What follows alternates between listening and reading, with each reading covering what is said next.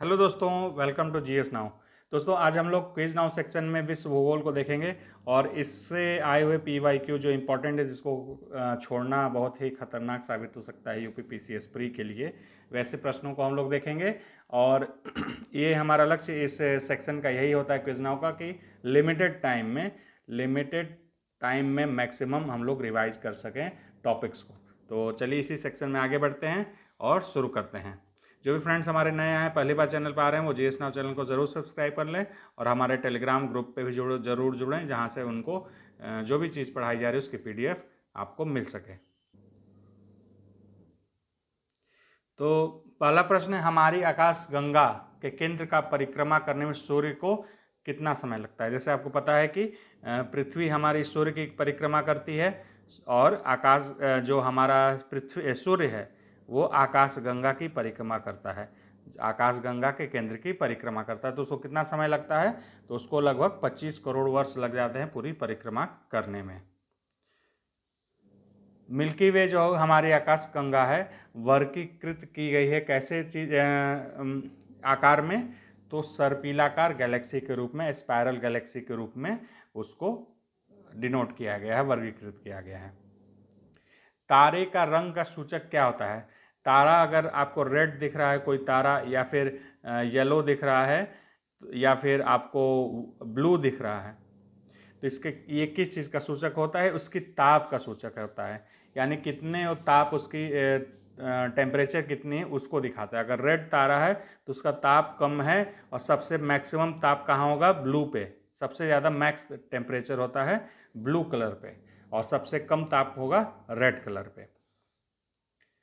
वह सीमा जिसके बाहर तारे आंतरिक मृत्यु से ग्रसित होते हैं वह कहलाती है चंद्रशेखर सीमा। चंद्रशेखर 1.44 इसको कहा जाता है चंद्रशेखर लिमिट। ठीक है। ब्लैक होल की जानकारी सर्वप्रथम किसने दी थी, चंद्रशेखर ने, डॉक्टर एस चंद्रशेखर। ठीक है। इसको जरा हम लोग एक बार डिटेल में देख लेते हैं क्या चीज़ होती है, क्योंकि इससे बहुत सारे प्रश्न बनते हैं कि ब्लैक होल की परिकल्पना क्या है। और अच्छा, ब्लैक होल की जो पहली बार परिकल्पना किसी ने की थी, इस ऑप्शन में तो एस चंद्रशेखर हैं, लेकिन परिकल्पना जिसने सबसे पहले की थी उनका नाम है जॉन व्हीलर।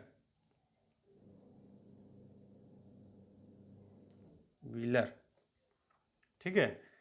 परिकल्पना जॉन व्हीलर ने की थी। और 1.44 जो होता है ये सोलर मास, वो उसका चंद्रशेखर लिमिट को डिनोट करता है। इसको हम लोग एक बार जरा देखेंगे कि चंद्रशेखर लिमिट को कैसे किसी चीज़ को समझने में काम आता है, ब्लैक होल कैसे बनता है, क्या बनता है। तो सबसे पहले देखिए, कोई भी जो तारा है वो धीरे धीरे ठंडा होने लगता है। ठंडा होता है तो रेड जाइंट में वो तब्दील हो जाता है। ठीक है। रेड जाइंट मैंने जैसे बताया, रेड कलर उसके तापमान को कम को डिनोट करता है, ब्लू सबसे मैक्सिमम को डिनोट करता है। तो रेड जाइंट में जब तब्दील होता है तो हीलियम और कार्बन आपस में परिवर्तित होने लगते हैं, जिससे एक विस्फोट होता है। एक विस्फोट होता है जिसको कहते हैं सुपरनोवा विस्फोट। सुपरनोवा विस्फोट होता है और उसमें दो पार्ट बढ़ जाते हैं, दो टाइप के। अब सुपरनोवा विस्फोट होने के बाद या तो वो ब्लैक ड्रॉप बनेगा या फिर वाइट ड्रॉप बनेगा, मतलब यानी ब्लैक होल की तरफ जाएगा या फिर वाइट ड्रॉप की तरफ जाएगा। अब इसके क्या कंडीशन है कि ब्लैक होल बनेगा या नहीं बनेगा, उसका कंडीशन देखिए। अगर कोई तारा 1.44 ms से अगर ज़्यादा होगा उसका मास, ठीक है, तो वो बनेगा ब्लैक ड्रॉप।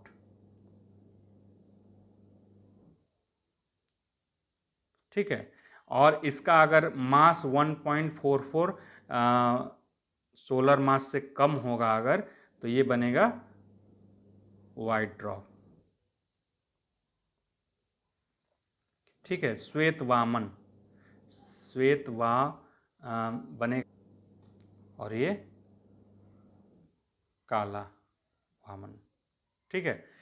तो वाइट ड्रॉप बनेगा, ब्लैक ड्रॉप बनेगा, ये होता है। इसके बाद क्या होता है, जब ब्लैक ड्रॉप वाला जिसकी जो मास है 1.44 ms यानी चंद्रशेखर लिमिट से ऊपर है, वो क्या करेगा, धीरे धीरे सिकुड़ना शुरू करेगा। सिकुड़ेगा जिससे कि ये ब्लैक होल में परिवर्तित हो जाएगा।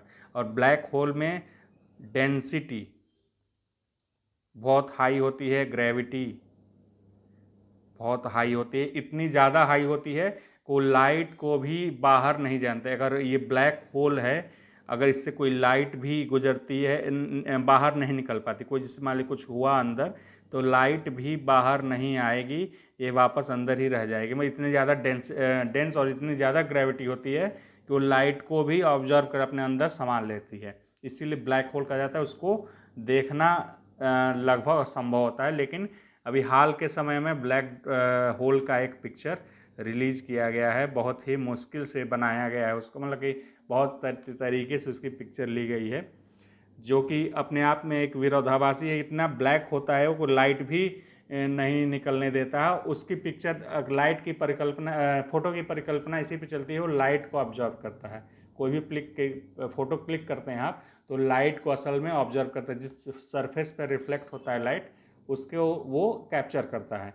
लेकिन ब्लैक होल में ये होता है कि लाइट भी उससे रिफ्लेक्ट नहीं होती है, वो अंदर समा जाती है। उसकी फ़ोटो ली गई है, तो अपने आप में एक बड़ा ही मज़ेदार चीज़ है, बहुत ही अकल्पनीय चीज़ है। लगा नहीं था उसकी फ़ोटो खींची जा सकती है, लेकिन ऐसा वैज्ञानिकों ने कर दिखाया है।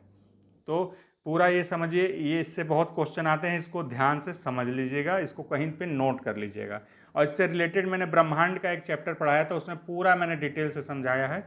अगर वो आप लोगों ने नहीं पढ़ा है तो मैं इधर आई बटन में या फिर डिस्क्रिप्शन में लिंक दे दूंगा, उसको देख लीजिएगा। उसमें पूरे ब्रह्मांड का मैंने पूरे ग्रहों का ठीक से समझाया हुआ है कि कैसे कैसे क्या क्या चीज़ें हैं। ठीक है, आगे बढ़ते हैं। देखिए ब्लैक होल पे ही एक प्रश्न है। ब्लैक होल या कृष्ण विवर जिसको कहते हैं, या कृष्ण छिद्र भी कहते हैं, एक ऐसा खगोलीय अस्तित्व है जिसे दूरबीन से नहीं देखा जा सकता है। बिल्कुल सही बात। दूरबीन से क्यों नहीं देख सकते? क्योंकि जिस चीज़ में लाइट नहीं निकल सकती है उसको देखना, ये पूरे लेंस का टेक्निक ही लाइट पे काम करता है। तो लाइट जब उससे रिफ्लेक्ट नहीं हो रही है तो उसको देखना असंभव है। कृष्ण छिद्र पर गुरुत्वीय क्षेत्र इतना प्रबल होता है कि प्रकाश को भी बच निकलने नहीं देता है, जैसा मैंने अभी बताया। तो ये दोनों सही हैं और सही व्याख्या करता है।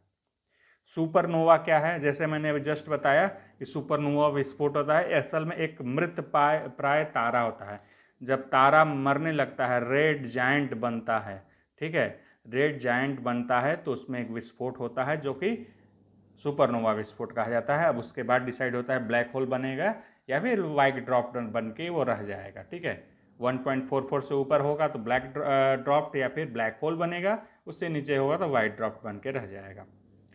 यदि एक प्रेक्षक तारे को क्षितिज से एक प्रेक्षक तारों को क्षितिज से लंबवत उठते हुए देखता है तो वो अवस्थित होता है कहाँ पे?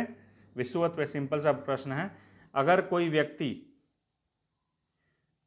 क्षितिज से ऊपर उठते हुए तारों को देख रहा है तो जाहिर सी बात है वो विषुवत पे होगा, बीच में होगा, जहाँ से वो उसको सीधे क्षितिज से दिख रहा होगा।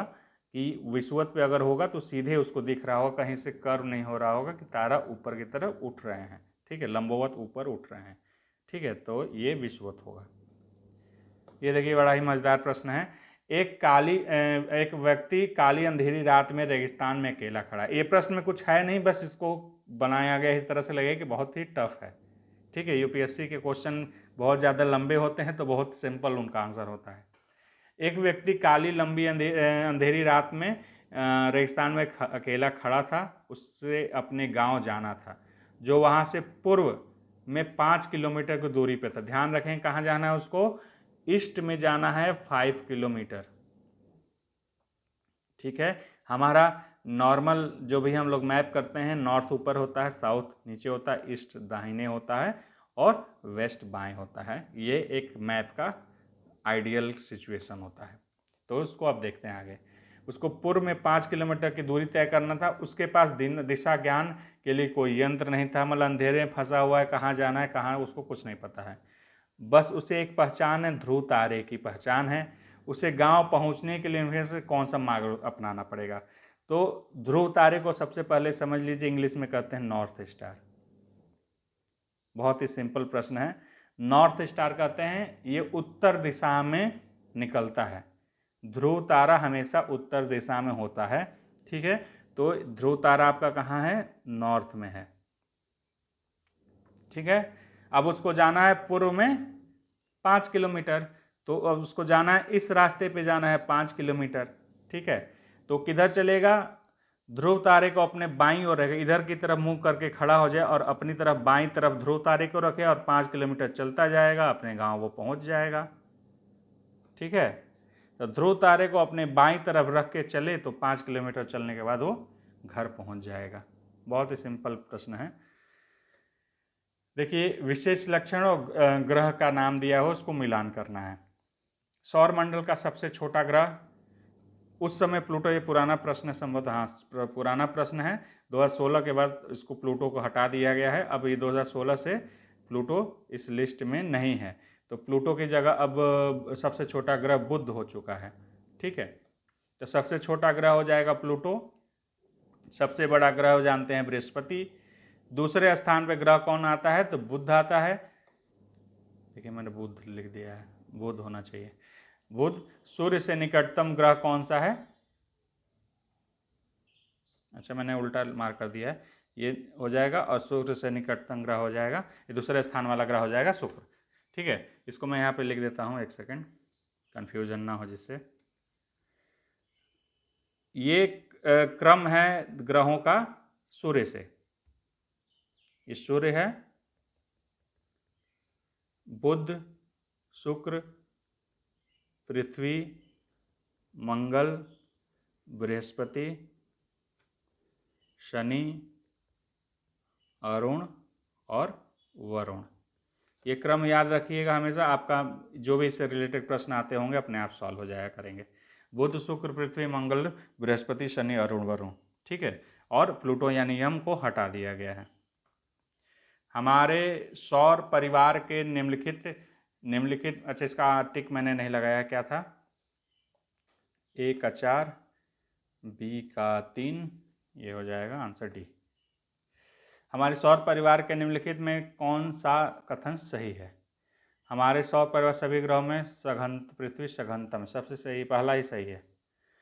सबसे डेंस पृथ्वी है जिसका 5.5 ग्राम पर सेंटीमीटर क्यूब डेंसिटी है, ठीक है, पृथ्वी के, इससे कम ही सबका और सबका है। निम्नलिखित ग्रहों में से उसके सूर्य से दूरी से बढ़ते हुए क्रम में व्यवस्थित करिए। सिंपल से मैंने बताया, बुध, शुक्र, पृथ्वी, मंगल, बृहस्पति, शनि, अरुण, वरुण, ये आपका क्रम है। अब सजा लीजिए इस हिसाब से। तो सबसे सूर्य से दूरी बढ़ते हुए क्रम में है, तो सबसे पहले हो जाएगा इसमें पृथ्वी, प्लूटो सबसे लास्ट में डाल दीजिए, यही आपका आंसर हो जाएगा। प्लूटो अब है नहीं, ध्यान रखिएगा, अब इससे प्रश्न आने की संभावना न के बराबर, पुराना प्रश्न इसलिए दिख रहा है, तो प्लूटो से अब नहीं आएगा। अब आप अरुण वरुण को ध्यान रखेंगे। गोल्डिलॉक्स जोन शब्द सबसे किस संदर्भ में अक्सर समाचारों पत्र में देखा जाता है। गोल्डिलॉक्स जोन देखिए बहुत ही स्पेशल टाइप का है, बहुत ज़्यादा न्यूज़ में आता रहता है। गोल्डिलॉक्स जोन होता है जो जैसे पृथ्वी सूर्य से एक दूरी पे है, पृथ्वी सूर्य से एक दूरी पे है जो कि बहुत ही निश्चित दूरी है। किस लिए निश्चित दूरी है, जीवन के लिए, लाइफ के लिए बहुत ही इंपॉर्टेंट डिस्टेंस है। डिस्टेंस क्यों इंपॉर्टेंट है, क्योंकि इसी विशेष दूरी से, इस विशेष परिस्थिति से कि अन्य ग्रह उसके साथ हैं, उसके उपग्रह है, एक उपग्रह भी है पृथ्वी का, ठीक है, जो कि मून कहा जाता है, उतनी दूरी, विशेष दूरी है जिसके कारण वहाँ पे टेम्परेचर अप डाउन बैलेंस रहता है, कि कितना विशेष टेम्परेचर चाहिए जिससे कि लाइफ वहाँ पे पॉसिबल हो सके। सारी ये जो स्पेशल जोन है, इस स्पेशल जोन का मुख्य ध्येय क्या है कि वहाँ पर लाइफ की पॉसिबिलिटी कैसे बन सके, लाइफ वहाँ पे मतलब जीवन बनने की संभावनाएं कितनी ज़्यादा हो सकें, उस पर डिपेंड करता है। इस स्पेशल जोन, स्पेशल परिस्थिति, स्पेशल जगह जिसके कारण ही वहाँ पे जीवन संभव है, उसी को हम लोग कहते हैं गोल्डिलॉक्स जोन, ठीक है, उसी को गोल्डिलॉक्स जोन कहा जाता है।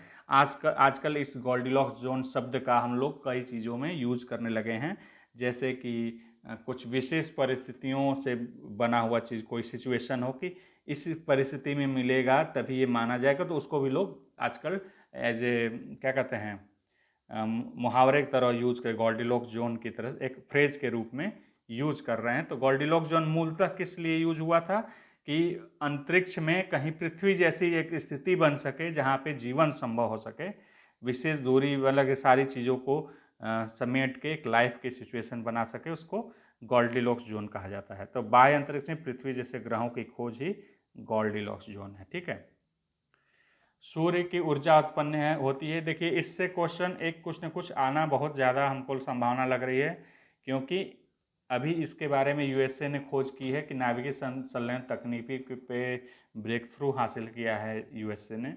तो इससे रिलेटेड कुछ न कुछ क्वेश्चन आ सकते हैं, जरूर उस पर ध्यान रखिएगा। मैं एक ओवरऑल बता देता हूँ। हीलियम के दो हाइड्रोजन के दो छोटे नाभिक होते हैं, ड्यूटेरियम जिसको कहा जाता है, वो मिलते हैं और एक हीलियम का बड़ा नाभिक बनाते हैं, जिससे कि हीलियम का बड़ा नाभिक बनता है और ऊर्जा, अपार ऊर्जा का उत्सर्जन होता है। ये होता है नाभिकीय संलयन। इसको कहा जाता है ड्यूटेरियम, लिख दे रहे हो यहाँ पे। ठीक है, ड्यूटेरियम हाइड्रोजन छोटा नाभिक है जो कि हीलियम का एक बड़ा नाभिक बना रहा है, जिससे कि इस संलयन होने में एक ऊर्जा, अपार ऊर्जा का उत्सर्जन होता है, जो कि सूर्य की ऊर्जा का स्रोत है। सूर्य की ऊर्जा का स्रोत है ये। ठीक है, तो नाभिकीय संलयन पे विशेष ध्यान रखिएगा। नाभिकीय संलयन से और कुछ भी घुमा के प्रश्न पूछ सकता है। ठीक है, एक खगोलीय एकक 1 एस्ट्रोनॉमिकल यूनिट औसत दूरी है। पृथ्वी से सूर्य के बीच की दूरी को कहा जाता है एक खगोलीय एकक या फिर 1 एस्ट्रोनॉमिकल यूनिट। ठीक है, ये दूरी नापने का एक तरीका है। इसी तरह प्रकाश वर्ष भी एक होता है लाइट ईयर, इसको जानते होंगे आप लोग। लाइट ईयर भी प्रकाश दौरान निर्वात में जितनी दूरी चली जाती है एक वर्ष में, उसको कहा जाता है लाइट ईयर। ठीक है, पृथ्वी सूर्य से निकटतम दूरी पर होता है 3 जनवरी को। उसको कहा जाता है उपसौर। देखिए मैं यहाँ पे इमेज बना देता हूँ, आपको ध्यान रहेगा। ये सन है,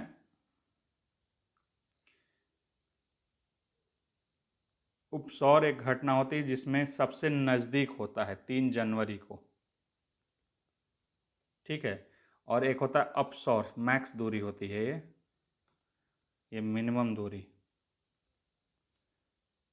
ये मैक्स दूरी होती है, ये 4 जुलाई को होती है। ठीक है, इसको कहता है अपसौर। तो 3 जनवरी को उपसौर होता है, सबसे नज़दीक होता है, और अपसौर होता है 4 जुलाई को। लोग कंफ्यूज होते हैं गर्मी के दिन में होता होगा, ऐसा कुछ नहीं है। गर्मी से उसका कोई मतलब नहीं है। गर्मी ठंडे का पूरा वो आपका जो मकर और कर्क पे सूर्य का लंबवत जैसे पड़ता है उसके हिसाब से होता है। ये 3 इसके दूरी से हिसाब से ठंडी गर्मी का कोई वह नहीं है। ठीक है, तो उपसौर होता है 3 जनवरी को और 4 जुलाई को होता है अपसौर।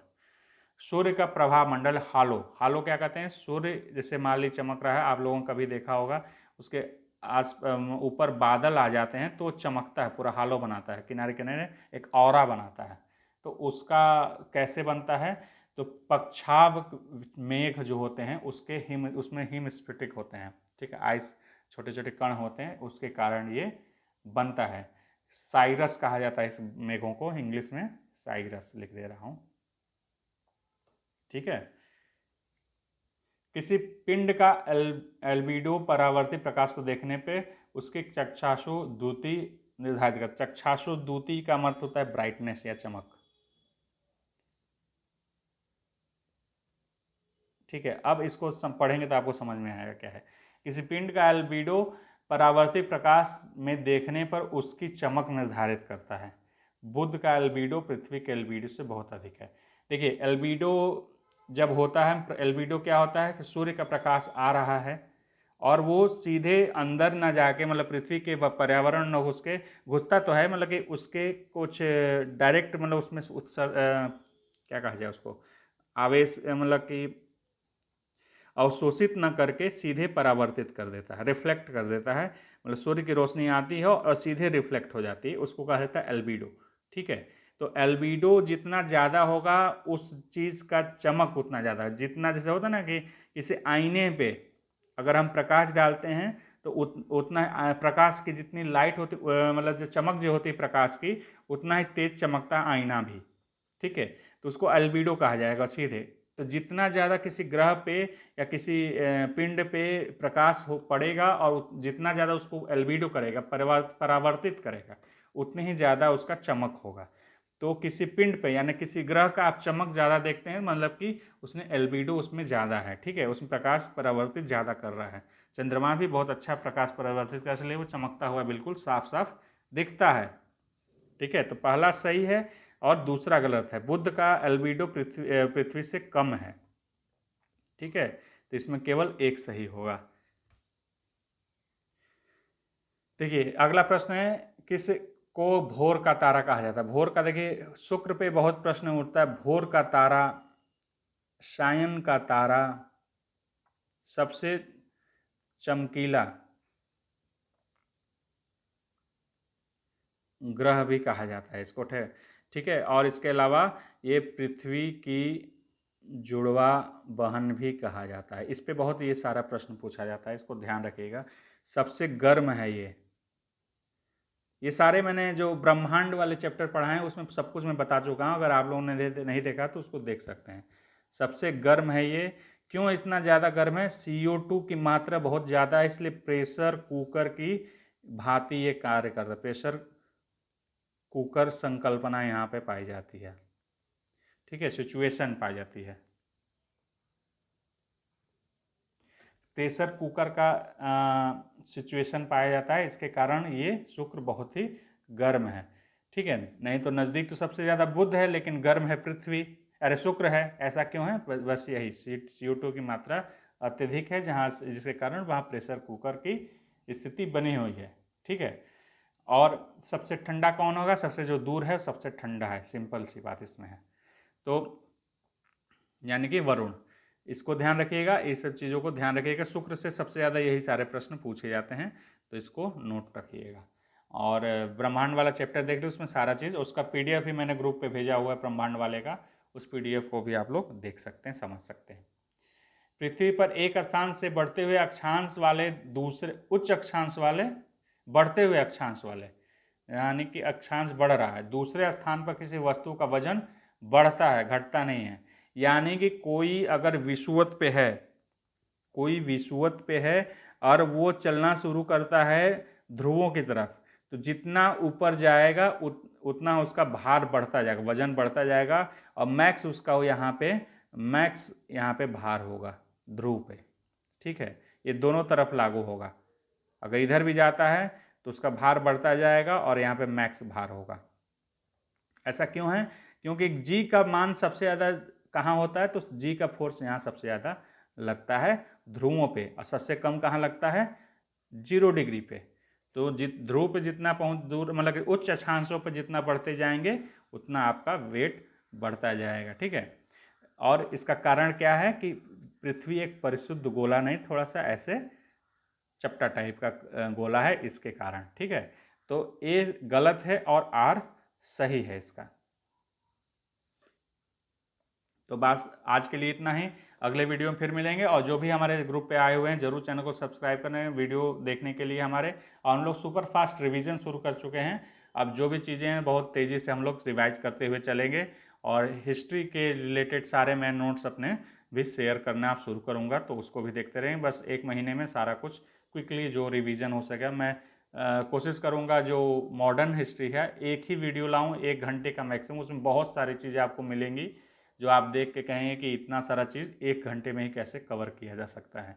तो बस चलिए शुरू करते, आगे हम लोग देखेंगे। अब हमारे चैनल को ज़रूर सब्सक्राइब कर लें और हमारे टेलीग्राम ग्रुप पे आगे वीडियो देखने के लिए ज़रूर फॉलो कर लें। Thank you for watching GS now, take care.